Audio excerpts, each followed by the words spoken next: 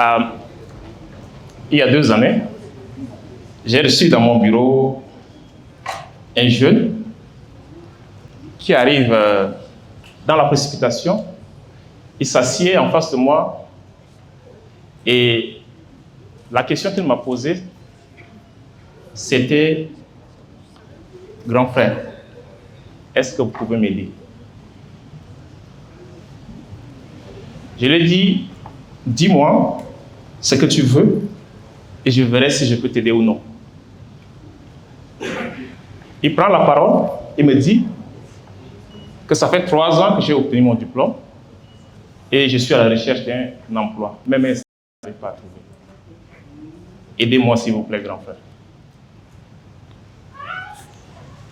Je l'ai regardé, je l'ai fixé un regard droit dans les yeux et je lui ai souri, comme j'ai l'habitude de le faire à tout le monde. Et je lui ai posé une question toute simple. Qu'est-ce que tu sais faire? Qu'est-ce que tu sais faire? Soudainement, il a commencé par hésiter. Son regard, qui était au départ assuré, il a commencé par vaciller un peu. Il y avait de l'hésitation, il ne savait quoi dire.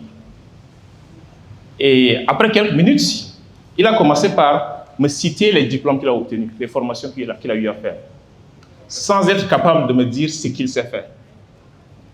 Malgré mon insistance, le jeune n'a pas pu me dire exactement ce qu'il sait faire. Je ne lui ai pas posé la question de savoir les diplômes qu'il a obtenus, les formations qu'il a eu à faire, mais je voulais savoir qu'est-ce qu'il peut apporter concrètement à un employeur.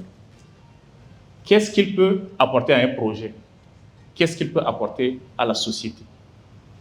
Mes amis, ce jeune n'est pas un cas isolé. On en a des milliers et des milliers qui sont dans la même situation. Ils sont nombreux. Et je suis sûr que dans la salle, vous avez eu à faire face à des jeunes dans des situations pareilles. Alors, quand nous regardons un peu l'histoire de ces jeunes que je viens de raconter, nous remarquons 3 choses. La première des choses, c'est la désorientation.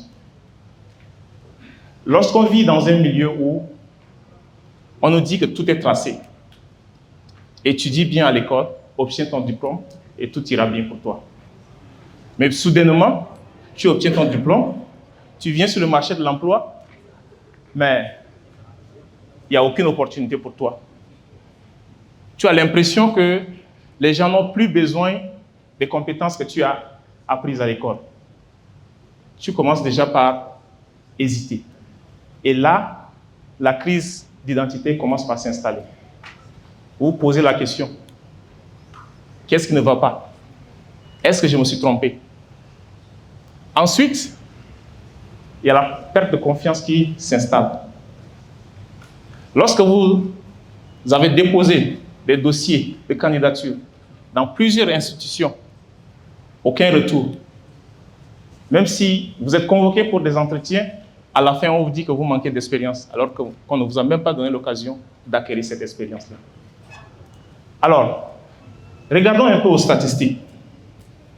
Déjà, au Tchad, quand on parle de statistiques, c'est vraiment un calvaire. Trouver des statistiques à jour et fiables, c'est vraiment un calvaire. Mais nous allons peut-être nous reposer sur les statistiques au niveau africain ou bien au niveau mondial. En commençant déjà par le Tchad, les statistiques montrent que plus de 30% des jeunes âgés de 15 à 29 ans sont au chômage. Ne voyons pas seulement les statistiques. C'est des vies qui sont derrière ces statistiques. C'est des rêves qui sont mis en pause.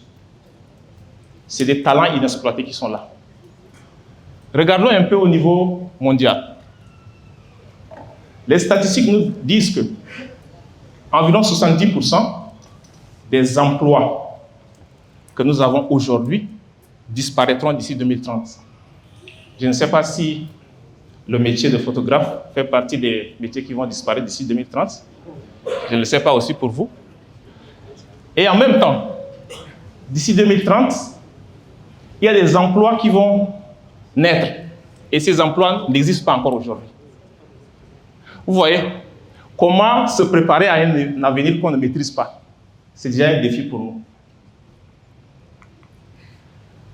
Alors, face à cette situation, cherchons à comprendre un peu le défi.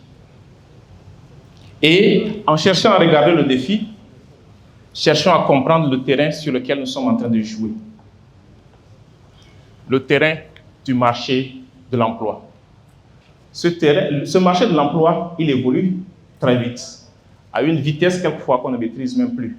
Un entrepreneur, mais seulement 7% arrivent à le faire. Parce que entre l'idée et la réalisation, il y a beaucoup de choses. Il y a des obstacles, il y a des peurs, il y a des manques de moyens qu'il faut surmonter. C'est pourquoi on se retrouve seulement avec 7% qui entreprennent effectivement. Dans ce changement de paradigme, il y a plusieurs acteurs qui peuvent intervenir. Et chacun a un rôle à jouer dans ce changement-là.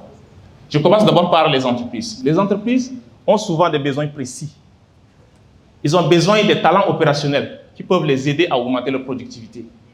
Mais ils peinent à recruter. Mais si je leur dis que la solution est là sous les yeux, il y a des jeunes qui sont là.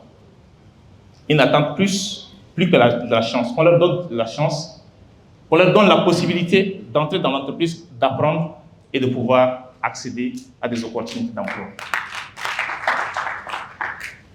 Le deuxième acteur que j'aimerais interpeller ici, c'est les organismes de formation. Ça ne sert à rien de continuer à former des jeunes pour des métiers qui disparaissent. Anticiper. Au lieu de former des jeunes sur des théories, des concepts, apprenez-les des compétences pratiques, les compétences en numérique, l'esprit d'analyse, l'esprit critique, la capacité à résoudre des problèmes concrets. C'est ça qu'il faut faire. Le gouvernement, le catalyseur. On ne peut pas réussir tout ce que je viens de dire là sans l'appui du gouvernement. Il doit être là pour appuyer. Alors, c'est bien beau de faire ce discours, de dire de bonnes choses, mais qu'est-ce qu'on fait?